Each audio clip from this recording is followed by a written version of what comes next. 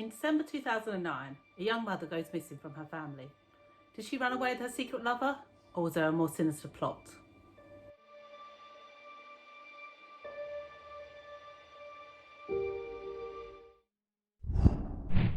Hi, my name's Sara Jade and welcome to my channel, where we talk about true crime, unsolved cases and more.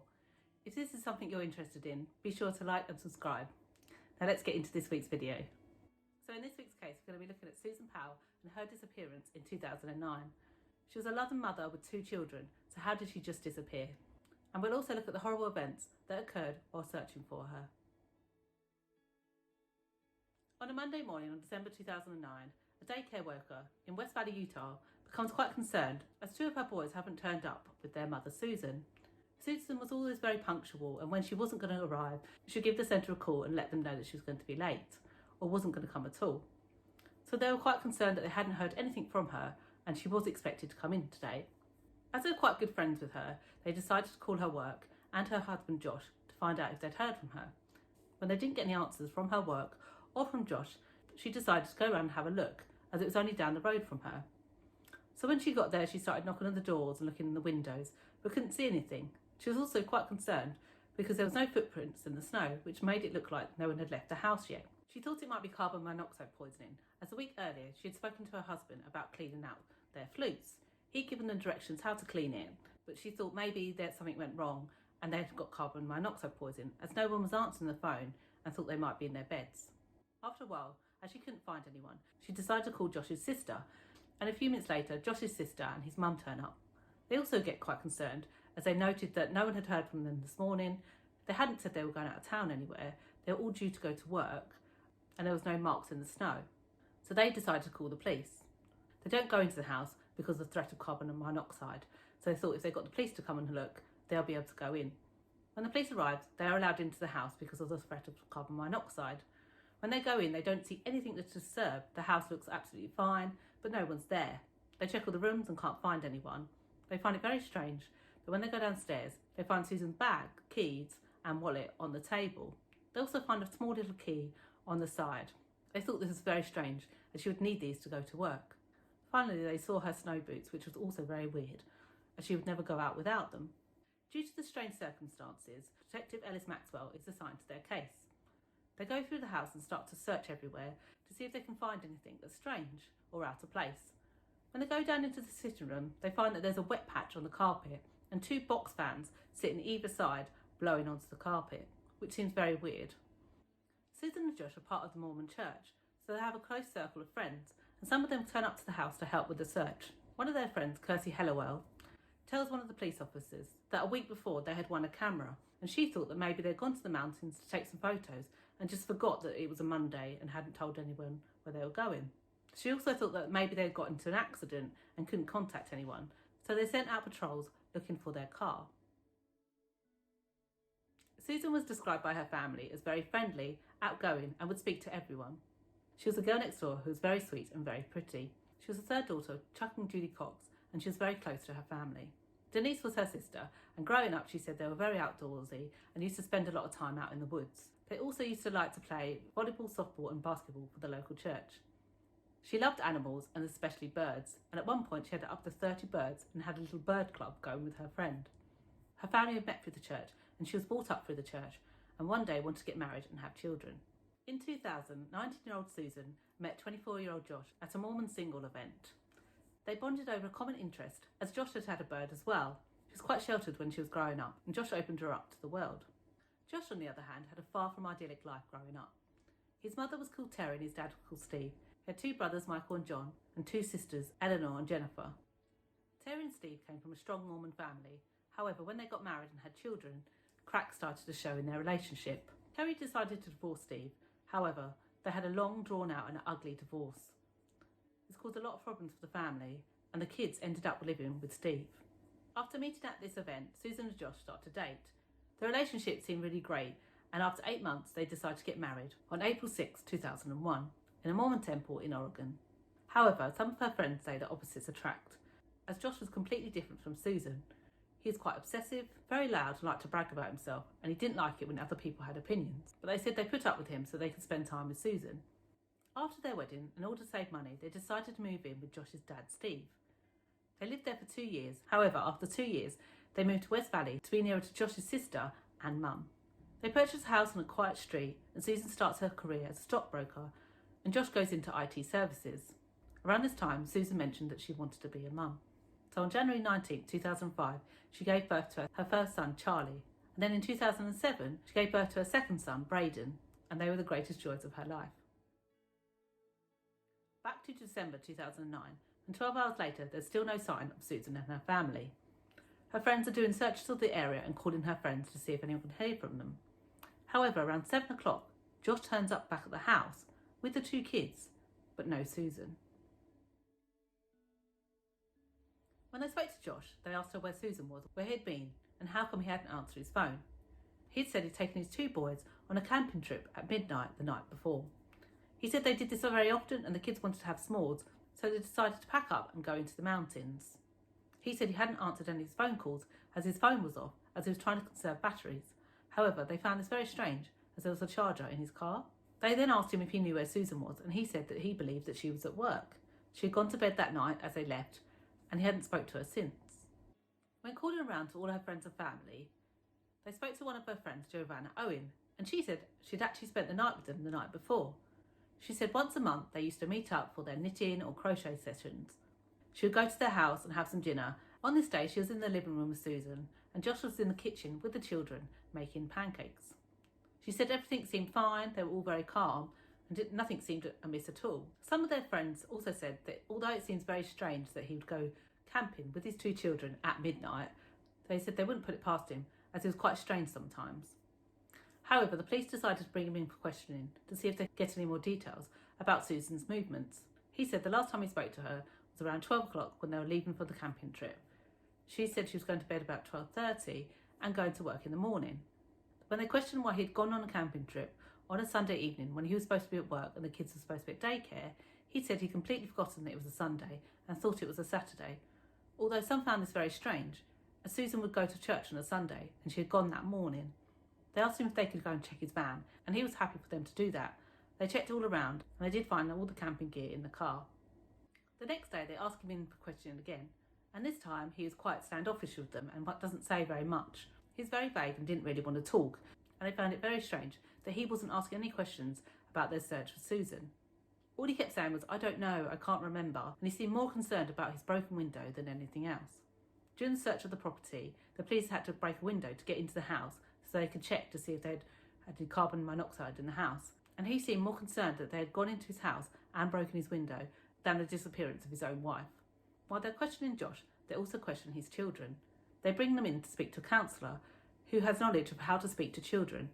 When speaking to them, the older boy, Charlie, says that Mummy came to the camping trip with them. He said that Mummy had stayed there when they went home as she wanted to see all the crystals and stay in the park. They thought this was very weird, decided to speak to Josh about it. When they speak to Josh, he says they're lying, they're children and they're lying. She never came with them, and he's quite persistent on this. Spoke with some of our other detectives,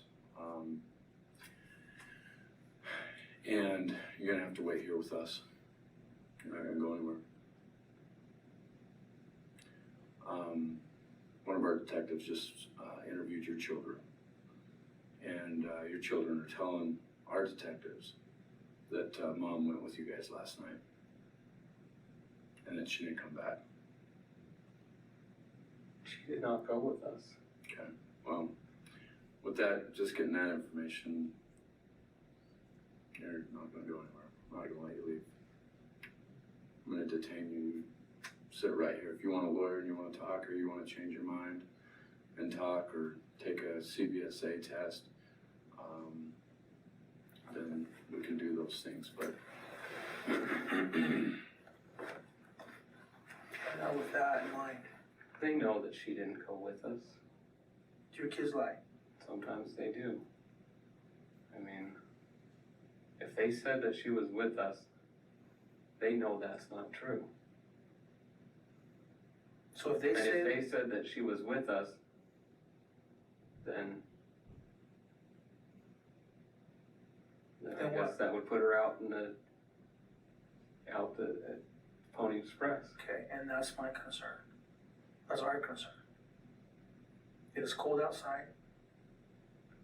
And if there's any way we can help her, we can help her right now if you help us out. No, she was not with us. I didn't leave her at the Pony Express. I didn't just take her out and drop her off or even do anything. The police believed that he was holding on to something, but they couldn't hold him, so they had to let him go. He didn't ask any questions about Susan, and they said to him, if you have any more information, call us up and let us know. And he said he'll think about it over the next few days and phone them if he had any more details, which they thought was very strange. The police get a search warrant to search the house, and when they do, they find loads of computer equipment and hard drives and decide to take them in for forensic testing. The only other evidence they found were small droplets of blood just opposite the couch. However, they were quite small and looked like someone just sneezed. They also decided to check out Simpson Spring camping area, as this is where Josh said he was with the children. However, when they went there had been fresh snow and it cleared any of the evidence that they were even there. On his computers, they found a very strong encrypted hard drive, and they found this was very suspicious. So on December 16th, they say he's a person of interest, due to him not fully cooperating with the case. However, there was no motive that they could find. After this, Josh packed up his children in the middle of the night and moved back to Washington to move in with his father. Susan's friend Kirsty thought this was very strange and decided to call the police and let them know. Susan's father starts to do press conferences and tries to get her name out there to see if anyone had seen her. They put purple ribbons all over the place and posters everywhere to try and find her. However, Josh doesn't get involved with any of this and becomes quite withdrawn. Then after a lot of abuse from the media, he finally comes out and speaks. However, it's not what people think. He says that Susan was mostly abused as a child. He said her mum had a very angry personality and her dad was very controlling and manipulative. He made her out as quite promiscuous and rebellious and said that she had to flee her abusive family. However, a little while later, Josh, with the help of his father Steve, sets up a website to put forward their theory of what they believed happened. Around the same time as Susan's disappearance, a man called Stephen Kosher also went missing. They suggested that Stephen and Susan were having an affair and they'd run away together. However, everyone found this very strange as they had no connection to each other, they didn't know each other, and there was no evidence to connect them at all. Josh said that it was more than likely that she'd run away with another man and was trashing her reputation. On February 15, 2010, her family had had enough of Josh in the media, slating her reputation and making her out as a woman she wasn't. So they decided to hold their own press conference to give their side of the story. They said that Susan was a victim of abuse in her own home. She had endured a very difficult marriage. She'd shared very little as she didn't want to stress everyone out and upset them. Josh had promised her a lot when they got married, and she thought she'd have a fairy tale life. However, the dynamics changed a lot when they had children. She was very frustrated by this and used to speak to her friends about it, and she decided once the baby was here, things would improve and she wanted to work on the relationship. She described how he used to talk down to her and was quite rude to her. On one occasion when her family saw this was when she went into labour. Josh was working on his computer and she said she needed to go into hospital. So her dad said, "Come on, it's time to go, let's get in the car and take her." However, Josh was like, "You go, I'll meet you there." And he didn't turn up for another hour and a half. When he got there, he went straight into the corner and started to work on his computer again. And it wasn't till her father said to Josh, "Put that down and come and help your wife." Josh was also described as quite controlling. He would give her a shopping list and $10 to buy all the items on the list, and she wasn't allowed to buy anything else. However, this wasn't enough food to feed her and her children during the week, so she would go to her friends and ask them for some hot dogs or something, just to get them through the week. He, however, would buy his own treats, and loads of them, but she wasn't allowed to share any of them. He would also not buy the kids Christmas presents, and she would save some of the money that he gave her away so that in December she would be able to buy them something. However, he would go and buy himself loads of treats. He would get computers and hard drives, electric cars and motors, and on one occasion he had bought tons and tons of wheat. They also recall at one point it became very violent. As the press intensifies, a lot of leads come in. One man called Scott rang in and said that he'd spoken to Josh in December 2008 at a Christmas party. He had mentioned the best way of disposing of a body was to put it down a vertical mine shaft as they were very unstable. On this note, in the summer of 2010, the police decided to search the West Desert for her remains. They searched for months and there was only one mine that they couldn't check, which was the Ironside mine, as someone had poured gasoline down there and there was too many fumes for them to search. However, in August 2010, after 6,000 man-hours, they still could find nothing. 2 years later, there's still no answers, and Josh files a restraining order against Chuck, Susan's dad. On this, the police encouraged Chuck to hold an event for Susan, see if Josh would come forward with any information. So they decide to hold a honk and wave, and this is where you hold up a sign, and when you go past, it would say honk for Susan. This would bring awareness of Susan and also try and poke at Josh to see if he'd come forward. On the day of the event, they stand by the side of the road and hold up a sign that says honk for Susan, and as people go past, they honk. And as they do, Josh's father turns up. He says that Chuck is violating the restraining order and tries to start an argument, as this was outside Josh's local shop. However, he doesn't seem interested at all about finding Susan. Josh then turns up with the two boys and says Chuck has caused a lot of harassment against his family and that he needs to stop it. His father, Stephen, then goes on to say that they have a lot of information about Chuck and it's all written in her journals. I could just sneak a little shot. Sneak a little shot. Yeah, I did, and I got it. Okay, that's fine. And I guess we're here, You're right? not believable. Yeah, right, sir. Right, I'm not. You are, though. Anyway, is there any other question that I can answer for anybody? I'm totally open to anything. I mean, about her growing up years. What he doesn't know is this is exactly what the police wanted. It sparked their interest and it gave them a reason to go and search his house. So on the 25th of August 2011, they obtain a search warrant to check Stephen's house. When they get there and search around, they find a lot of information, including Susan's journals. However, they also find Stephen's journals, and in this journal, they find out that he's madly in love with Susan and he'd been masturbating over her. They also find in his cupboards Susan's underwear, tampons, and used cotton pads that he put in Ziploc bags and dated them. Susan Powell was a songwriter, and when going through his songs, they realised that most of the songs were about Susan and his love for her. It was very creepy and showed that he'd been very obsessed with her. It turned out that when they lived with him, he would follow her everywhere, and everywhere she went, he used to take photos of her. And they found loads of pictures of her out shopping, in her underwear, around the house, and were all taken without her knowledge. He'd also taken photos of her head and stuck them on other ladies' bodies. It was probably the most erotic experience I've had in my entire life. I just hate to say it. I mean, of course, I haven't had that many experiences, but Susan has been feeling ill. She had a cold. And I offered to rub her feet, to rub her toes, to give her some stimulation. That went on. I probably rubbed her feet, her toes, her beautiful feet. She has such pretty feet. Of course, everything about her is pretty, beautiful. And I know she felt it. I mean, I know she couldn't have missed it. She's not naive either, I know, from what I've read in her journals. That girl is not naive. When I started massaging her legs, I would have loved to go all the way up her legs, but I did do her calves because her feet were resting in my crotch, so I sort of rubbed her calves. She didn't seem to mind at all having me that close. I mean, I was close. I was touching her with my crotch. When speaking to her friend Kirsty, she said that Susan had admitted to her the real reason they had moved away from her father. She found him creepy and called him evil and disgusting. She said that he would look at her very creepily, touch her hand, and used to take lots of pictures of her. She told Josh all about this, but he used to brush it off and say that's the way his dad was. However, she couldn't stand it anymore, and that's why they decided to move. Due to all this evidence, they now start to believe that Stephen is involved with her being missing. However, there's no connection between the day she went missing and the information that they have. However, when they're going through all the pictures of Susan, they also find that he'd been taking photos of the young children that live opposite him in the other garden. He'd taken photos of them in the bath and around the house, and he was arrested for child pornography. This gave Chuck, Susan's father, a reason to file for temporary custody of her two children, which was granted, so the two children came to live with their grandparents. The police believed, as they had all this information on Stephen, that he would come forward and help them with the investigation. However, he shut down and didn't say anything.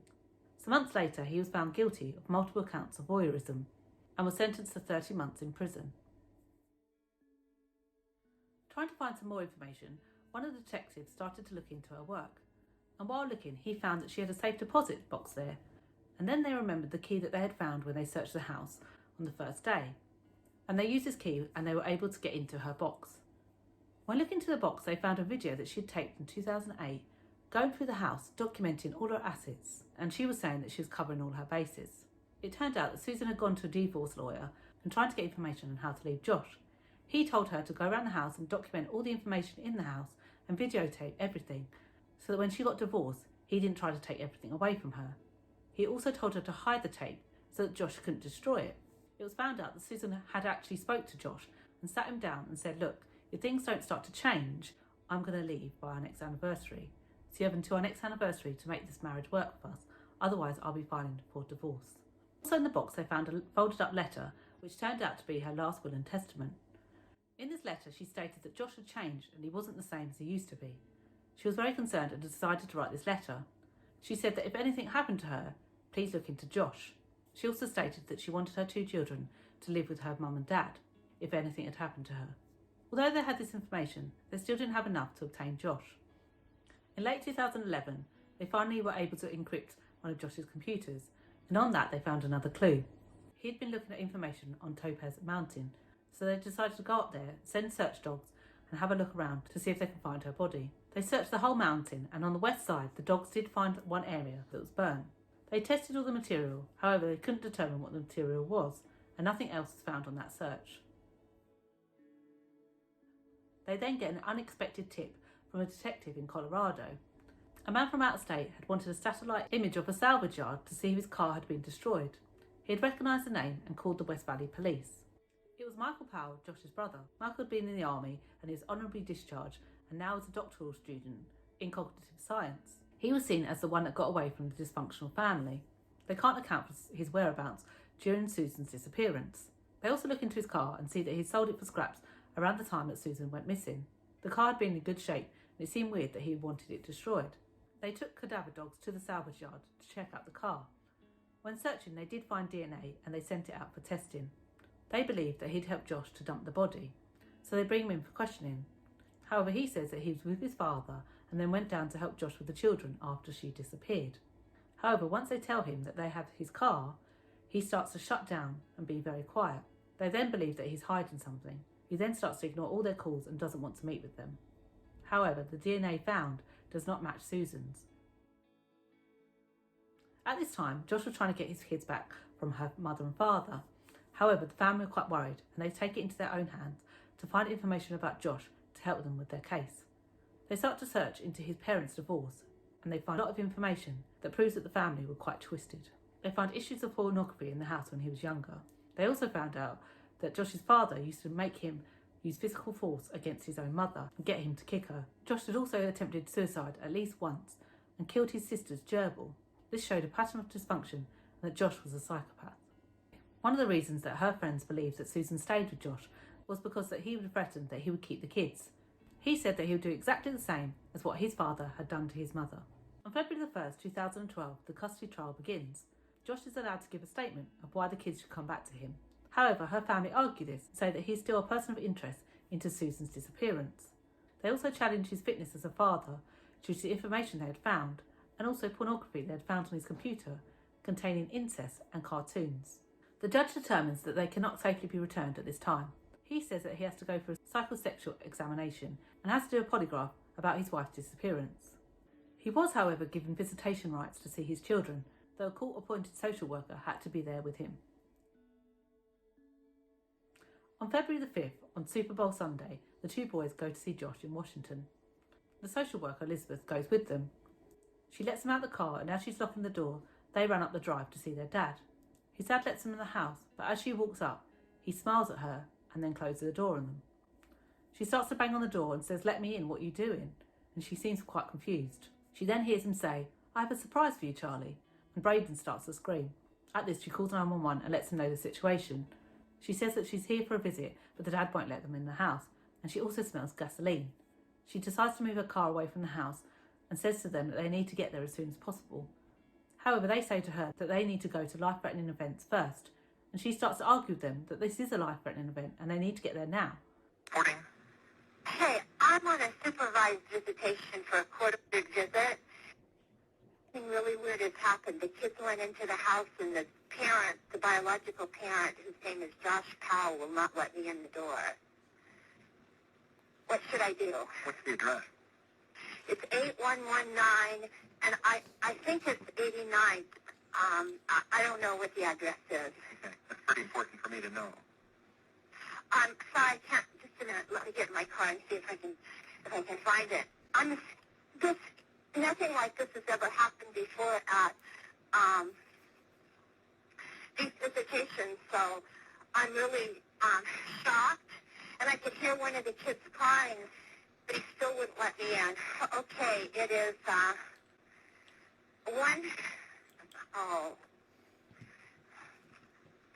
just a minute, I have it here.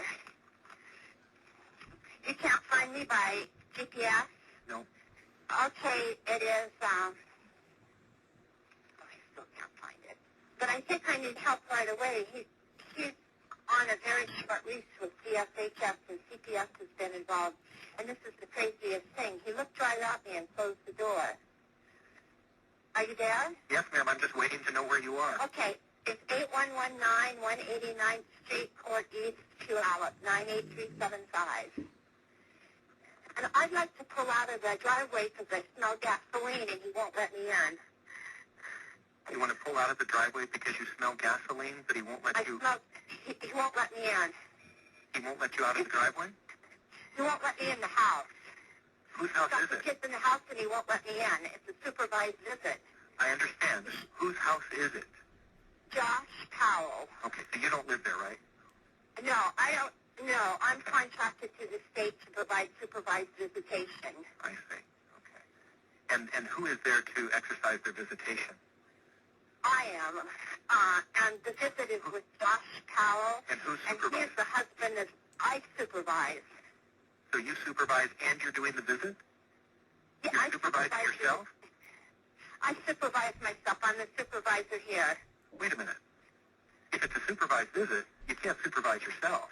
If you're the I visitor... do supervise myself. I'm the supervisor for the supervised visit. Okay, well, aren't you the one making the visit? Or is there another I'm the parent one- that you're supervising? No, I'm the one that supervises. I pick up the kids at their grandparents. Yes. And then who visits with the children? Josh Powell. Okay, so you're supposed to be there to supervise Josh Powell's visit with the children. Yes, that's correct. And how did... And he's the husband of missing Susan Powell. This is a high-profile case. How did he gain access to the children before you got there? I was one step in back of them. Okay, so they went into the house and then he locked you out. Yes, he shut the door right in my face. All right, now it's clear. Your last name? My name is Elizabeth Griffin Hall.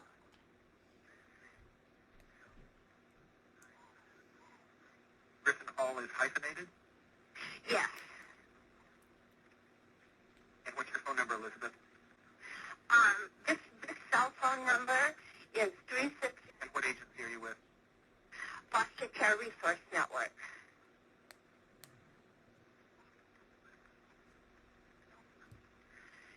And the kids have been in there by now approximately 10 minutes. And he knows How this many is children? a supervised visit. 2. Braden is 5 and Charlie is 7. And the dad's last name? Powell, P-O-W-E-L. L. 2 L's? 2 L's at the end of Powell? Yes. His first name? His first name is Josh. Black, white, Asian, Hispanic, native? He's white. Date of birth? I don't know. He's about 39. How tall? 5'10", 150 pounds. Hair color? Brown. Did you notice what he was wearing? No, I didn't notice what he was wearing. Is he alone then, or is anybody... I don't know. I couldn't get in the house. Are you in a vehicle now or on foot? I'm in a vehicle. I'm in a Prius, a 2010 Prius, What color with is the doors locked. But he hasn't opened the door. Ma'am, I rang the careful. doorbell and everything. What color I is begged him to let me in. Elizabeth, please listen to my questions. What color is the Toyota Prius? Gray, dark gray. And the license number? I don't know. I can look. 750ZMH. Zebra Mary Henry? Yes. All right, we'll have somebody look for you there. Okay, how long will it be? I don't know, ma'am. They have to respond to emergency, life-threatening situations first. The first available deputy Well, is responding. this could be life-threatening. He went to court on Wednesday, and he didn't get his kids back. And this is really, I'm afraid for their lives. Okay, has he threatened the lives of the children previously? I have no idea. All right. We'll have the first available deputy contact you. Thank you. Bye. However, when she turns round, it's too late. There's a huge explosion and the house is on fire. She calls the responders again, and they soon get there and try to put out the fire, but they were unable to save anyone.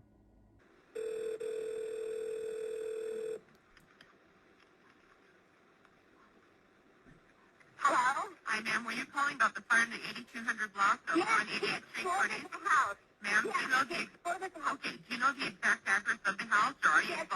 Yes, it's 8119 189th Street, Court East, Okay. 2 hours. Okay. Stand line. Do you know if anyone's in the house? Yes, there was a man and 2 children. I just dropped off the children and he wouldn't let me in the door. Okay. Stand line for the fire department. Okay. I'm going to get them on the line. Do not hang up. Hold on.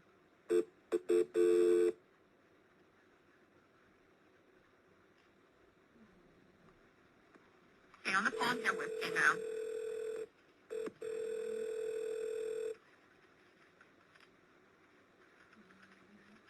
There's County Fireman at Blake. Hi, fire. This is Rose.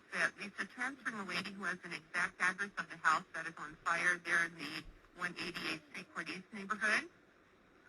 Yes? Okay, what is gave them that exact address? I dropped it, sorry. Just a minute.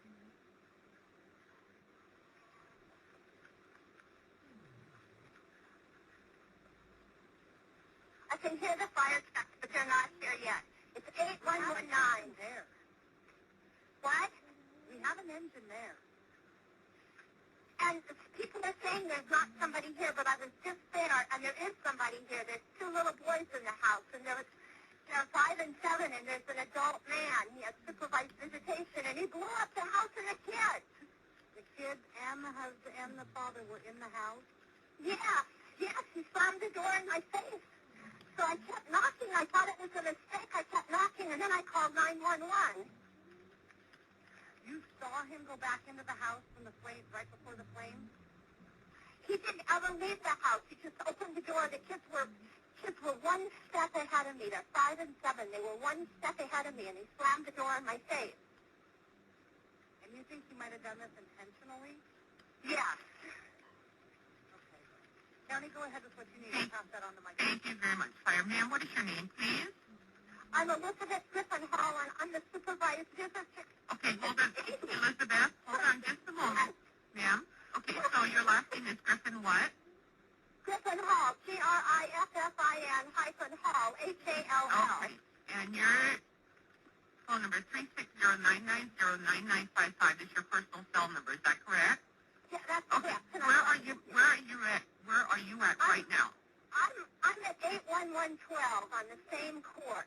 Okay, so you're waiting down the street at 8112 109th Street Court, 189th Street Court East. Yes. Okay.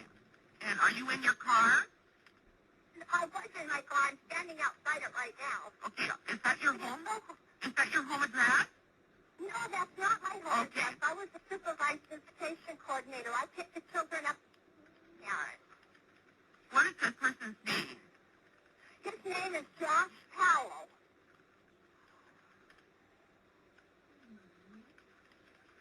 Just a minute, the sheriff's here. Let me Okay. tell him to Go ahead and talk. in the house. Go ahead and talk to the officer, ma'am. When they check the bodies, they find hatchet wounds on the boys' heads. They believe that he had attacked them with an axe first and then set the whole house on fire, and everyone was in complete shock. Days later, they found out that all this was planned.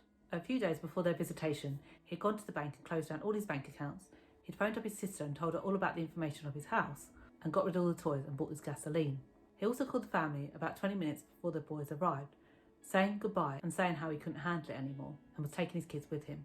A lot of people believe that he'd killed his children as they were now growing up and could speak to the grandparents and tell them about what happened to their mother.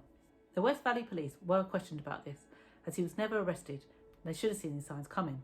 They then want to question his brother again to see if they can get any more information after their deaths. However, on February 11, 2013, Michael jumped from a car park to his death. They still couldn't get any information from Josh's father, Stephen, and he kept quiet. And a year after he's released from prison, he died from heart complications. Susan is still missing and is presumed dead. They believe that this was planned for quite a while, as it was very weird that Josh was making pancakes on that day, as he had never cooked for the family. They believed that he had poisoned the pancakes and had been poisoning her for quite a while. She mentioned to her friend that day that she had been feeling very unwell all week and she was feeling sick that day and had needed to go to bed.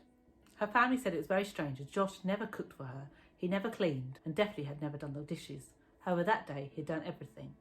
Also, others believed that he had attacked her in the living room due to the bloodstains found and the wet carpet stains. After her death, they believed that he had put her in the van and taken them camping and buried her while they were out camping. They believed that his brother had also helped him out. They still haven't got into all his computer drives, and her father is now lobbying tech companies to help him to get into there so that maybe they could find information about her whereabouts.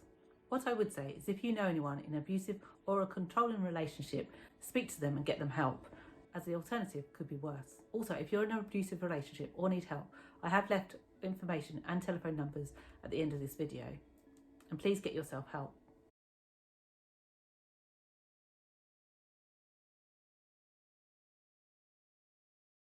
Thank you for watching the video. Take care of yourself and I'll see you in the next one. You call me a saint, but you know I'm a stranger, all willing and able.